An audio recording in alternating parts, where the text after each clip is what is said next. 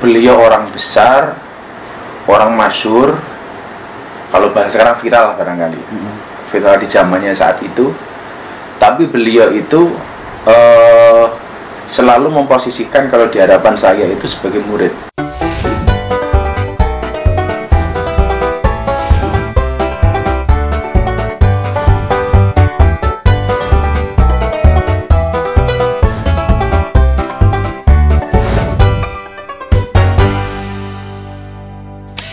Bismillahirrahmanirrahim. Assalamualaikum warahmatullahi wabarakatuh. Salam budaya. Kembali lagi di channel Putra Satria Laras. Hari ini alhamdulillah saya bisa silaturahmi bersama gurunya Abah Entus, yaitu Gus Miftah. Dan sekarang saya juga siap memanggil beliau sebagai Abah. Hari ini alhamdulillah saya mewakili panitia pembuatan buku tentang Abah Entus, dipanitiai oleh beliau budayawan senior di Tegal yang ingin mengangkat Abah Entus, dan buku itu penulisnya adalah orang-orang yang punya cerita-cerita khusus dan kedekatan khusus dengan Abah Entus. Salah satunya adalah yang saya menyaksikan sendiri dan mengikuti betul adalah Abah Miftah ini. Selamat siang Abah. Assalamualaikum. Waalaikumsalam warahmatullahi wabarakatuh. Untuk semua penggemar Satria Lapas, Satria Laras, Satria Laras, Satria Laras keprimen ya. Abah nggih. Ya. Haryo pengen benar-benar tahu tentang intensitas hubungan Abah dengan Abah Entus. Berawal dari tahun berapa ya Pak? Saya kenal beliau tepatnya kapan, tapi saya kurang tahu pasti ya, nggak ingat betul. Tapi saya betul-betul dekat dengan beliau itu di 2006, kejadian gempa bumi di Bantul. Kita waktu itu ada pertemuan di hotel, di salah satu hotel di Solo, bareng almarhum sama Pak Mantep. Waktu itu diskusi tentang pewayangan yang kaitannya dengan agama.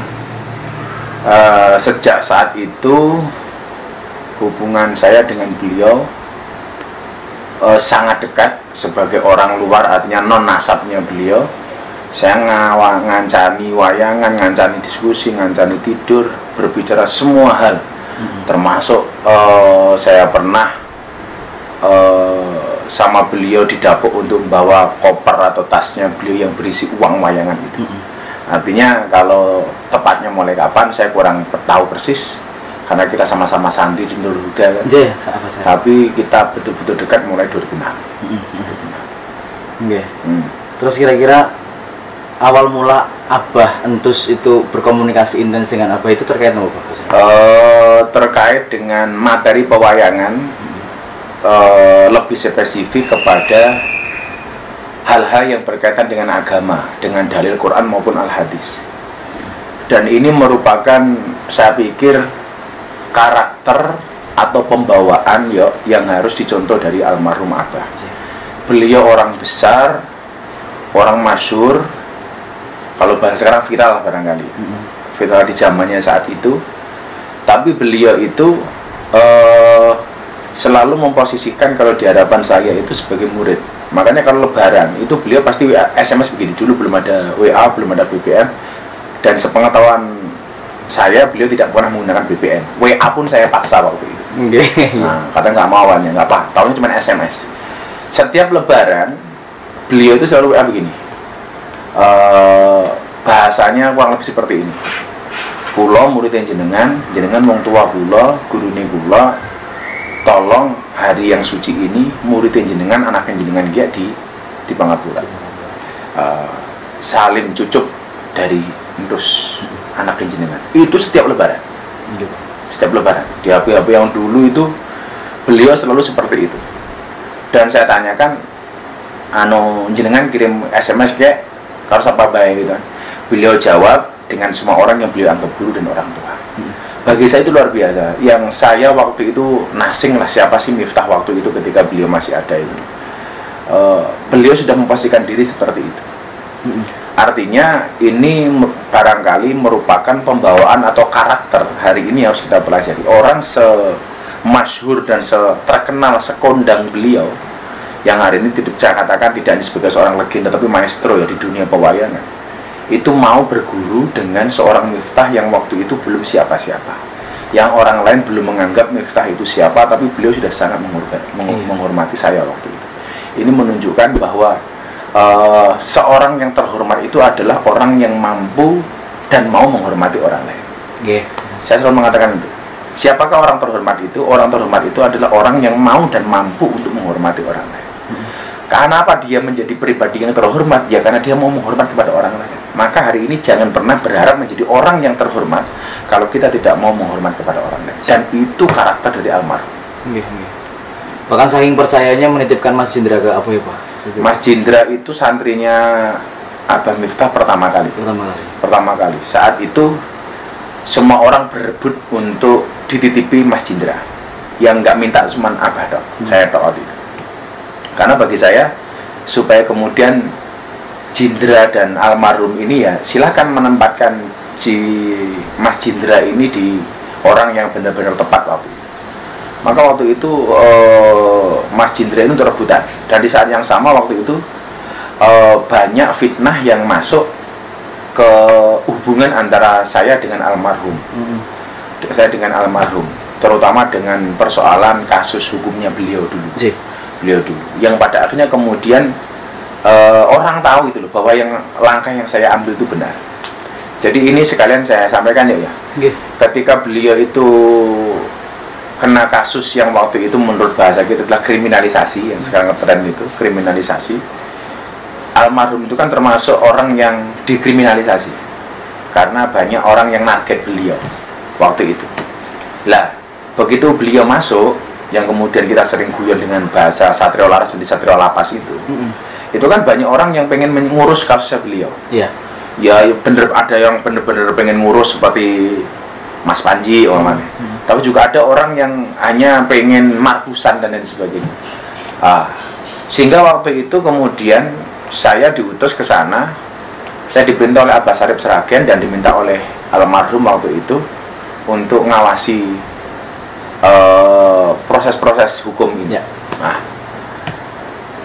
dan ini awal mula saya ketemu Mas Panji ya. Karena waktu itu yang mau besok beliau di lapas itu kan antri. Saya di tempat ditolak sama Mas Panji. Nanti dulu karena belum kenal sama saya. Makanya kalau ini Mas Panji, aduh lucu gitu. Ini siapa nanti dulu gitu.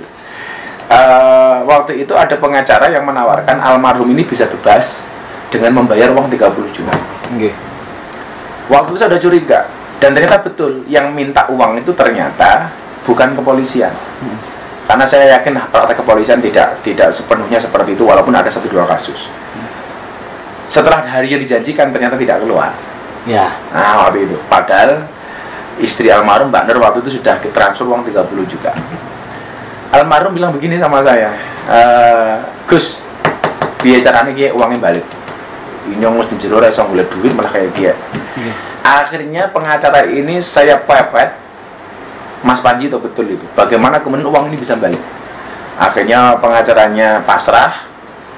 Sampai ke ATM pun saya tunggui. Saya masih ingat ATM di salah satu bank di Tegal waktu itu. Dia ngising, saya tak tunggui ya. Tak tunggui. Karena saya ini amanah. Akhirnya uang itu balik secara tunai. Dan saya langsung kasih ke Mbak Nur. Serupiah pun tidak saya ambil. Kemudian yang kedua, barangkali publik juga harus tahu adalah dulu beliau itu punya teman dekat di Jogja namanya almarhum Gunjek. Yang salah satu preman yang ngawal pengajian Abah, yang nemenin saya dulu di Sarkem dan sebagainya. Karena kedekatan ini bukan aibnya Mas Gunjek ya, juga bukan apa-apa, tapi ini betapa kemudian almarhum itu bergaul dengan siapapun, dan Mas Gunjek ini adalah orang yang sangat bertanggung jawab. Jadi kenapa saya ceritakan, waktu itu Mas Gun, Babe Gun, kalau saya manggilnya Om, Babe Gunjek itu butuh uang. Lah, ketika almarhum belum di dalam itu, Om Gun ini pinjam uang ke almarhum itu 50 juta. Saya ingat betul, yang nganter uangnya itu Mas Bolet ke Jogja, yang nganter ke rumahnya Om Gun itu saya. Nah, ketika di dalam, almarhum telepon, Guse, Inyong butuh duit dia, bisa pora ya nembung ke uang ke almarhum, ke Mas Gun waktu itu. Mas Gun, begini ya, siapa yang berani ketemu seorang Gunjek dengan nama besarnya? Saya pikir debt collector manapun nggak akan berani. Aparat pun nggak akan berani ketemu babi itu. Karena saya tahu betul karakternya babi. Tapi karena ini mendesak banget, saya beranikan diri untuk datang ke rumahnya babi. Saya baca Fatihah untuk babi, mudah-mudahan nggak marah sama saya itu. Coba nagih preman besar gitu, yang semua orang takut itu. Tapi karena saya tahu betul Mas Nus butuh amunisi banyak waktu itu untuk proses hukumnya, saya datang pagi-pagi setengah 11 saya kalau nggak salah sampai rumahnya babi itu, di kamarnya beliau yang atas. Beliau masih sare, masih tidur waktu itu. Ya Allah, mudah-mudahan babi nggak marah dengan saya, ya Allah. Begitu babi bangun sekitar setengah 1 atau jam 12 waktu itu, babi kaget melihat saya. Lho Gus, kok tau mriki wonten dawuh napa gitu. Akhirnya saya matur waktu itu.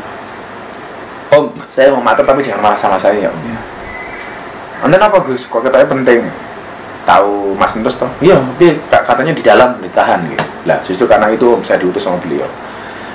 Beliau butuh uang dan beliau menanyakan uang yang dibawa sama Om Gun yang dulu dipinjam. Mohon maaf kalau Om marah. Betul, saya nggak marah. Guse pulang. Nanti sore maghrib ada orang saya ke tempatnya Guse. Waktu itu saya dikasih uang babe itu 30 juta mengembalikan pinjaman ke almarhum. Ini bagi saya luar biasa ya. Mas Entos dengan siapapun mau ngasih, dan babe Gun yang terkenal preman itu bertanggung jawab dengan apa yang dia utang gitu. Bahkan tidak hanya itu. Setelah kemudian almarhum Ki Entos itu keluar dari penjara, Mas Entos keluar dari penjara. Babe Gunjek kan dulu punya grup campur sari namanya Jambi Stres. Nah, itu gamelannya almarhum, gamelannya Babe Gunjek waktu itu diberikan semuanya kepada beberapa set itu kepada almarhum Ki Entos. Sehingga kemudian nilai pemberiannya ini lebih dari 50 juta. Dengan sukarela. Ini bagi saya luar biasa. Ini kenapa kemudian terjadi seperti itu ya, karena rasa mahabbah ya, rasa cinta. Artinya orang yang barangkali seudon, wah kalau urusan dengan Babe Gunjek ini pasti susah, ini preman macam-macam. Ternyata enggak. Dan saya bisa nagih uang itu, dan ternyata beliau lebih dari itu. Barangkali Babe Gunjek ini mengamalkan dalil wa idza khuyyitum bi tahiyatin fahayyu bi ahsani minha. Kalau kamu dikasih penghormatan sama seorang, maka kamu harus membalas yang lebih baik daripada itu. Dan ini dibuktikan hubungan antara almarhum Ki Entos sama almarhum Gunjek. Barangkali ini jarang terpublish deh. Ini luar biasa menurut saya ini. Dua tokoh besar yang kemudian hubungannya sampai seperti itu. Dan saya sebagai perantara, sampai waktu guyonnya sama Bolet itu, dia nggak sampai anak apa-apa ya, jenengan loh Gus, karena saksinya cuma saya itu, nggak ada kwitansi, nggak ada macam-macam. Tapi Mas Entos luar biasa mau membantu Babe Gun yang dalam keadaan kesusahan uang waktu itu, dan Babe Gunjek ternyata orang yang sangat bertanggung jawab mengembalikan uang itu, bahkan ngasih gamelan yang nilainya lebih dari uang yang diberikan sama Mas Entos. Ini menurut saya dua orang yang perlu saya teladani. Masya Allah. Biasanya kan banyak orang kemudian hubungan itu jangankan teman, hubungan keluarga pun putus gara-gara uang. Iya Pak. Dan ternyata ini menurut saya subhanallah. Ya, kita doa mudah-mudahan Babe Gunjek sama almarhum Ki Entos husnul khotimah. Amin. Barangkali mereka ini bercanda-canda di surga gitu loh. Iya Pak. Ya, gamelan nyong ketika bawa ya biasa seperti itu ya. Oke. Kalau Abah Entos biasanya konsultasi apa Pak ke Abah? Terakhir beliau yang paling instan ke Abah itu belajar kitab Hikam Ibnu Athaillah As-Sakandari. Jadi itu buahnya dalil-dalil wayang yang beliau pakai itu dari Hikam. Kalau kemudian konsul masalah apa, saya pikir nggak ada masalah yang beliau hadapi itu tidak pernah dicurhatkan sama Abah ya.